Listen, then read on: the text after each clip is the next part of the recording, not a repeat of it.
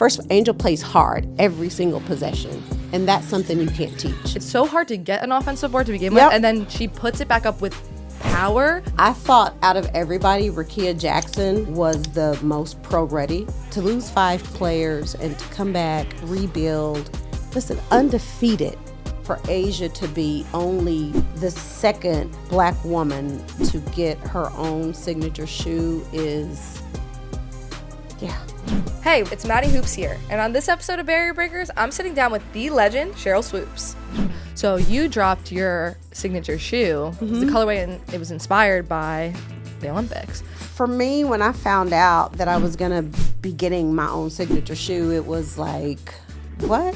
Because I immediately thought about all the young girls out there and everyone else that would not necessarily follow in my footsteps, but like the door is open. It's opening for so many girls and women to walk through. And now when you look at other athletes, Stewie, Sabrina, even Candace with Adidas, Asia, Elena, when you look at other athletes who have or are getting their own signature shoes, I think other brands saw what Nike did and how great it was and successful and said, you know what, we see you, we wanna be a part of this moment, because at the time it was a moment and now it's a movement. But I don't even go into great detail because I still get emotional just thinking about it, because like that's crazy. Yeah. You know what I mean? It was never anything I thought would happen growing up. That wasn't something I wrote down on my wall or my board or my mirror and said, I'm gonna have my own shoe someday.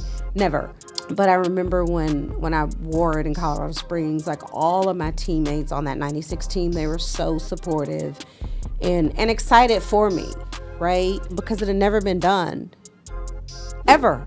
I'm just grateful, right, that I was in that space. I was the first, and, you know, now to be sitting here seeing all these other athletes and Asia getting hers, and, you know, I recorded a video and sent it to her because it was like, in a way, I kind of felt like I was passing the torch. Yes. And not only being the first woman, but being the first black woman. And for Asia to be only the second black woman to get her own signature shoe is, and I think that's part of, you know, me getting emotional, because I don't know if I ever thought that I would be seeing this.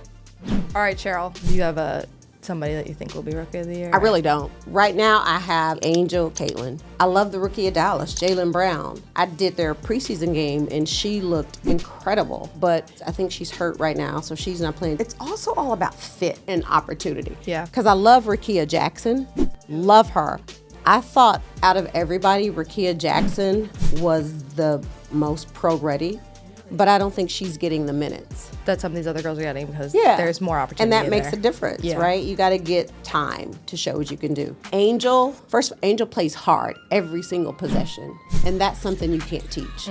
And her rebounding ability. It's so hard to get an offensive board to begin with, and then she puts it back up with power. And she competes every possession. She plays hard. She's averaging a double-double. So I love everything about that. And with Caitlin, her ability to like just see the floor. I think right now her passing is the best part of her game right now. No doubt about it, she can shoot the basketball, but her passing ability is just to see things, see the floor. It's crazy. I'm curious what you think about the impact that they've had on the league. Like, there's been so much change in such a short amount of time. Yeah, there's a need for it. Like, people want to be a part of it. Angel has a following.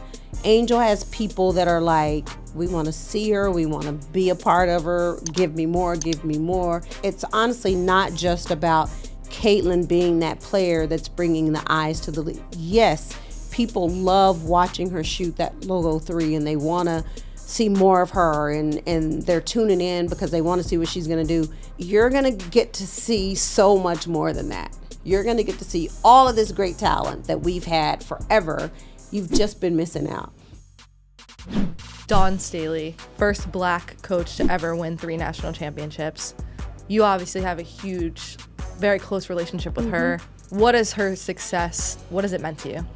I mean, it's iconic, but can we talk about doing it and being undefeated? And undefeated, yep. That I don't think we've talked about enough. To lose 5 players and to come back, rebuild, not even rebuild, but recruit and have players that are able to just step up and get the job done and be, undefeated.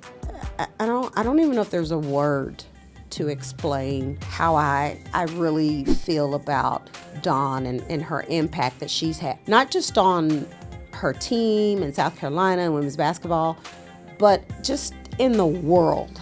Yeah. But what I love most about her is she remains to be the same. She's always very even-keeled. She doesn't get too high. She doesn't get too low. It doesn't matter if she's met you before or not. When she sees you, you feel like you know her. She's just as real as they come. She's very authentic. She loves life. She loves people. She loves God. Dawn is just Dawn. Went unbeaten in their tour. They're predicted to win gold here. Basically, that team in 96 felt like the women's version of the dream team, and still to this day. Well, we lived together and trained together for an entire year from 95 to 96 in preparation for the 96 Olympic Games, but it was such a bond we built, a sisterhood. The best part of that for me was the friendships that we built. It's like a family. Yeah. Like we're all like a family because we all shared that experience together and we all 100%. Went through it together. The good, the bad, the ugly, everything in between. And to be able to do it in Atlanta, like on our soil in our country, having friends and family there, and it was my first. It's great to win championships in college and obviously to win championships in the WNBA, but to win a gold medal in the Olympics it has a different weight and a different meaning, because it's not about just you and your family and your hometown or your college. It's about your country. We don't come home with anything less than gold. I hope you had fun with this conversation. I enjoyed it. And the podcast. Absolutely. Thank you. Appreciate you. What? Who are you waiting for? We gotta go back. Wait, Cheryl, that's not the game. Yeah, that's what I was hoping. She saw. That's why I saved number 1. You're too smart.